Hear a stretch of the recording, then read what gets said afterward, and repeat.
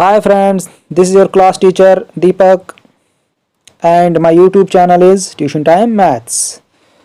जैसा कि आप सभी जानते हैं हम इस YouTube चैनल पे probably class 8th to class 12th जो मैथ्स का सिलेबस है उसको कवर करते हैं, लेकिन उसी के साथ हम कॉम्पिटिटिव एग्ज़ाम्स की भी प्रिपरेशन करवाते हैं। तो जैसा कि आप सब जानते हैं JKSSB वालों ने हमारा जो सिलेबस है अकाउंट असिस्टेंट का वो पब्लिश कर दिया है। तो उसी को देखते हुए हमने डिसाइड किया है कि हम इस चैनल पे अब आपको ये जो हमारा अकाउंट असिस्टेंट है उसकी प्रिपरेशन भी साथ साथ ही करवाएंगे। तो डरने वाली बात बिल्कुल भी नहीं है, क्योंकि दीपक आपसे प्रॉमिस करता है जितना भी हमारा जो सिलेबस है इस अकाउंट असिस्टेंट का वो मैं आपको कवर करवा दूंगा timely.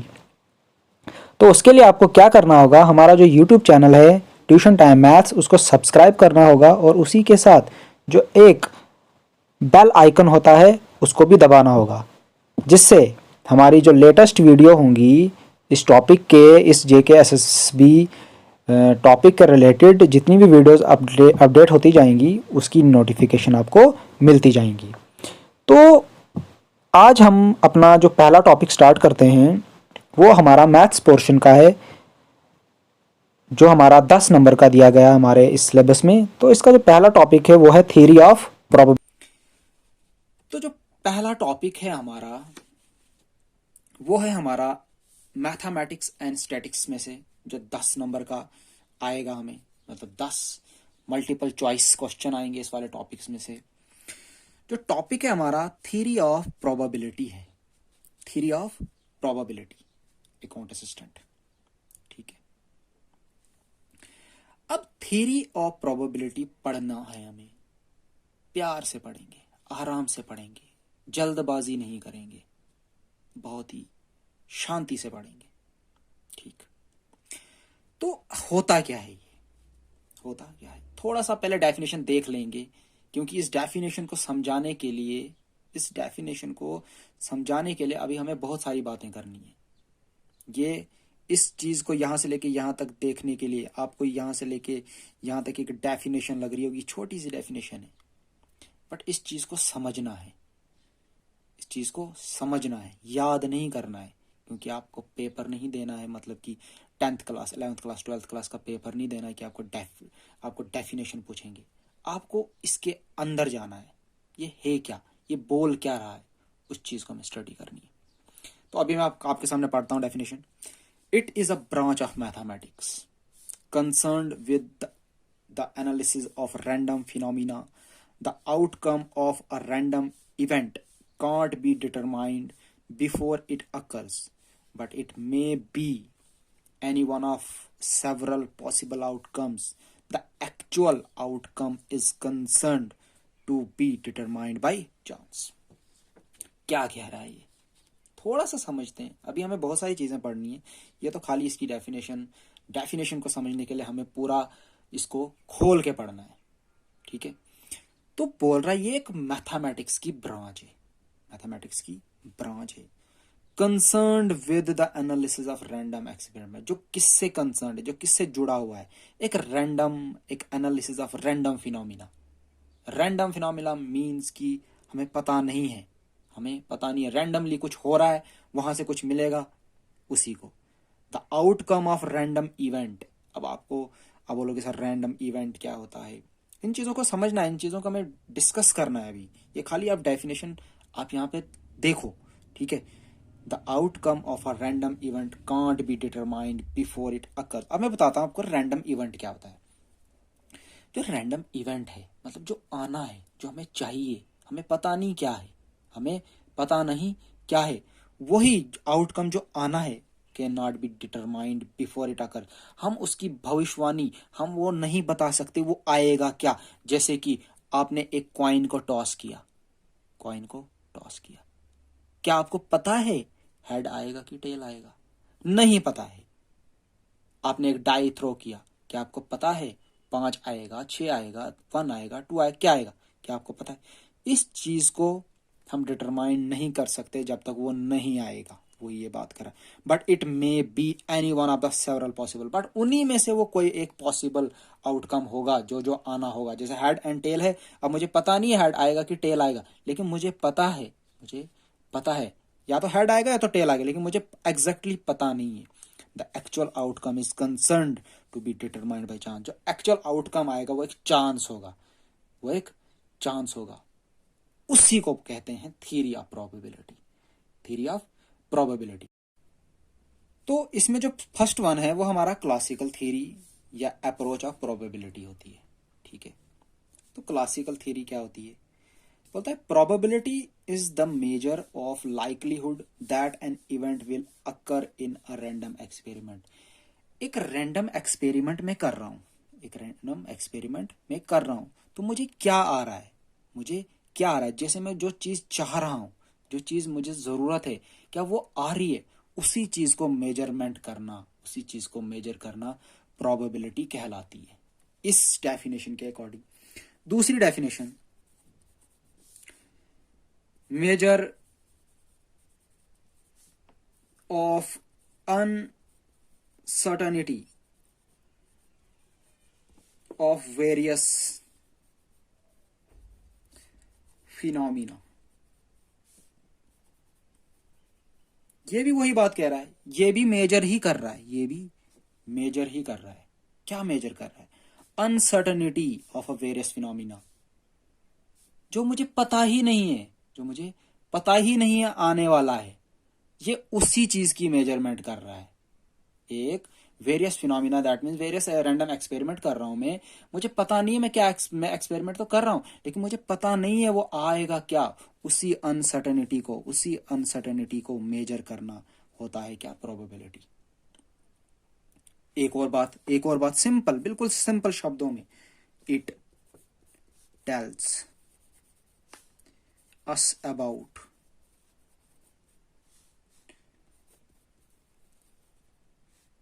possibility of an event, of an event। ये हमें बताता है, ये हमें बताता है, किसके बारे में बताता है?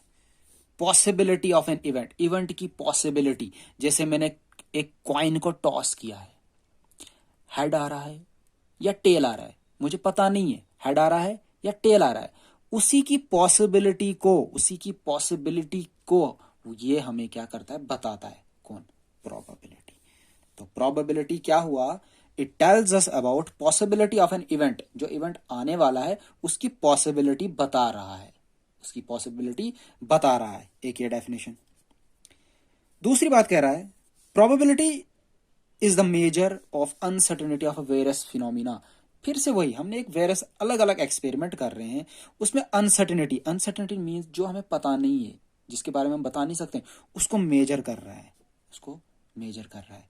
एक ये वाली डेफिनेशन बोल रहा है probability is the measure of the likelihood that an event will occur in a random experiment. ये तीनों डेफिनेशन एक ही है, ये तीनों डेफिनेशन एक ही बात कर रही है, लेकिन इनके शब्द थोड़ा अलग अलग है, शब्द अलग अलग। थोड़ा सा इसको समझते हैं।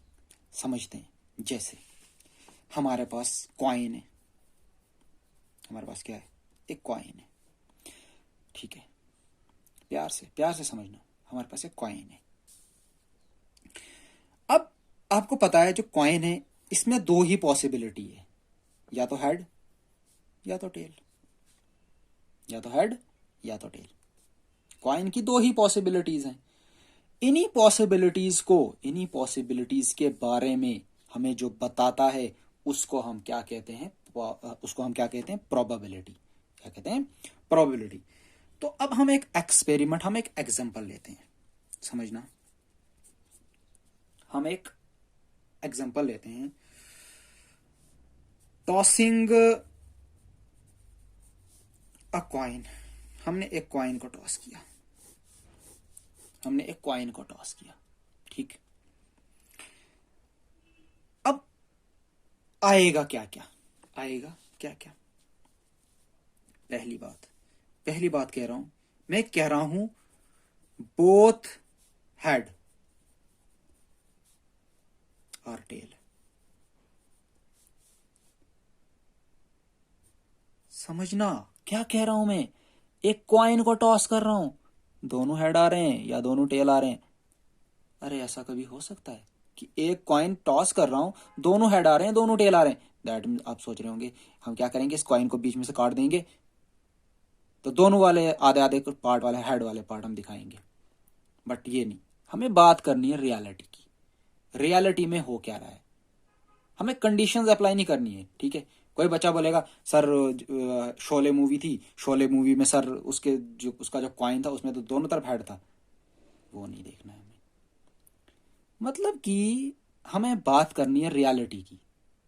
हमें क्या करनी है, बात करनी है रियलिटी की। ये कह रहा है कि दोनों हेड आएंगे या दोनों टेल आएंगे। अरे ऐसा पॉसिबल है कि एक कॉइन को मैं टॉस कर रहा हूं तो दोनों हेड आ रहे हैं दोनों टेल आ रहे हैं। अरे दो ही, आपको पता है ना इसमें, मतलब इसके जो आउटकम, इसकी जो पॉसिबिलिटीज, इवेंट जो है इसके दो ही हैं। तो आप बोल रहे हैं दोनों इकट्ठा आएंगे, ऐसा हो सकता है कभी? 0% चांस, 0% चांस। ठीक। दूसरी बात, हेड आएगा, हेड आएगा, कितनी चांसेस हैं भाई?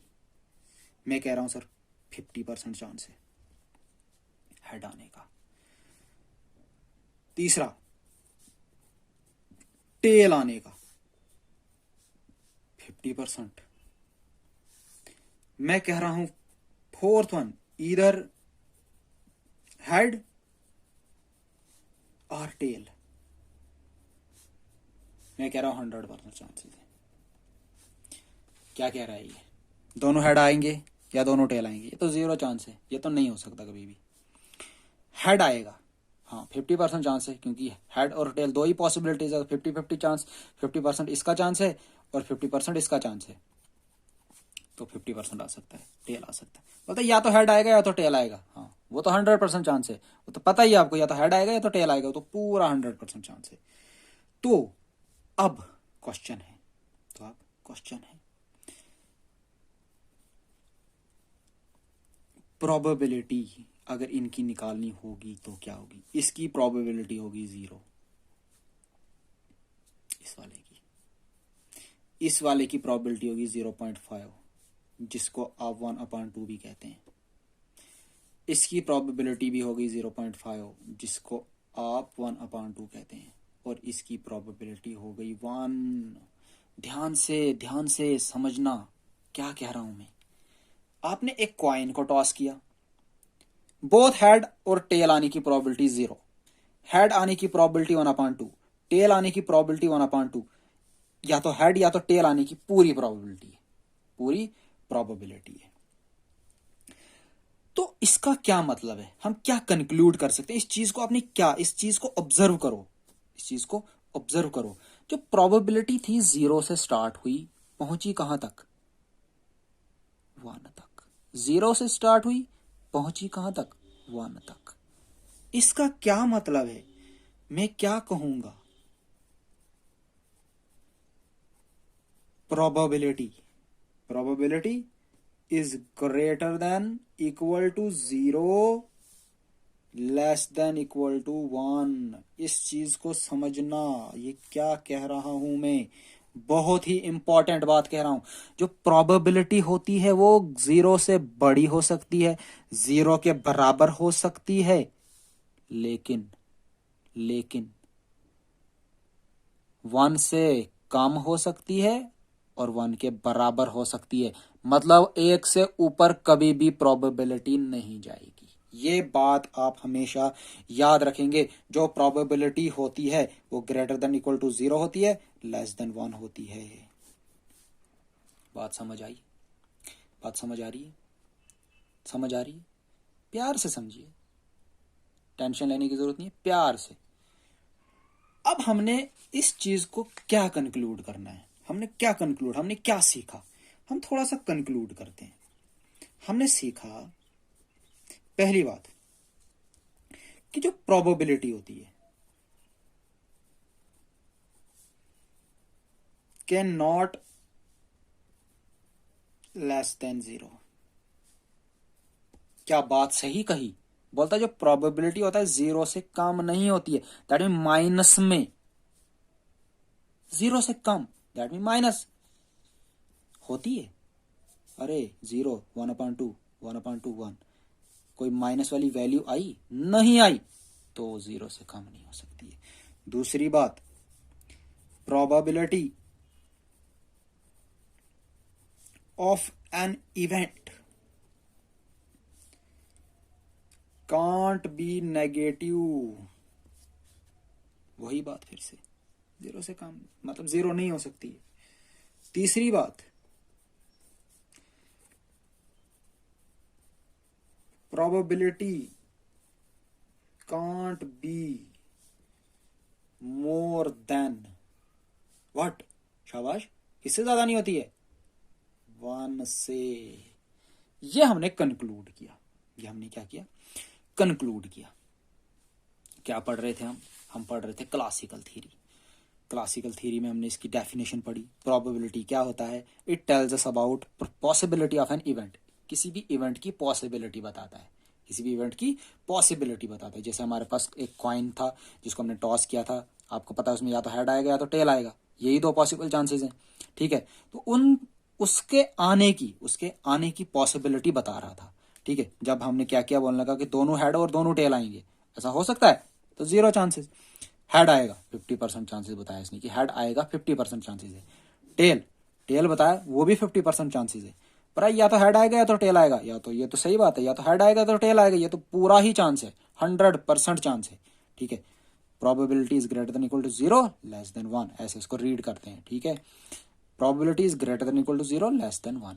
जो प्रोबेबिलिटी होती है 0 से बड़ी होती है, 0 के बराबर होती है, लेकिन 1 से हमेशा कम और बराबर होती है, 1 से ज्यादा नहीं होती है। तो ये हमने इसके कंक्लूजन लिखे नीचे। अब इसमें एक फॉर्मूला लिखना है, एक फॉर्मूला, बहुत ही इंपॉर्टेंट फॉर्मूला। इसी फॉर्मूले पे पूरी प्रोबेबिलिटी टिकी हुई है। क्या फॉर्मूला है? ये आपने पढ़ा होगा पहले भी, जो मैथ्स के स्टूडेंट होंगे उनको तो पता होगा। Total number of favourable outcomes divided by total number of possible outcomes. ये हमारा फॉर्मूला है प्रोबेबिलिटी निकालने का formula. Total number of favourable मतलब जो आपको चाहिए वो कितने हैं outcome, total number of possible outcome. अब देखो हमारे पास एक कॉइन, फिर से कॉइन, या तो हेड आएगा या तो टेल आएगा, यही दो चांसेस हैं आपके पास, या तो हेड आएगा या तो टेल आएगा। तो प्रोबेबिलिटी ऑफ हेड हेड कितनी बार है? 1। टोटल कितने हैं? ये 2 दिया गया प्रोबेबिलिटी। प्रोबेबिलिटी ऑफ टेल कितनी बार है? 1 ही बार है। टोटल कितने हैं? ये 2, 1/2। देखो हेड आने की प्रोबेबिलिटी 1/2, टेल आने की प्रोबेबिलिटी 1/2। क्या यहाँ पे यही लिखा था मैंने? हेड आने की प्रोबेबिलिटी 1/2, टेल आने की प्रोबेबिलिटी 1/2। तो ये था हमारा प्रोबेबिलिटी का क्लासिकल थ्योरी का थोड़ा सा इंट्रोडक्शन।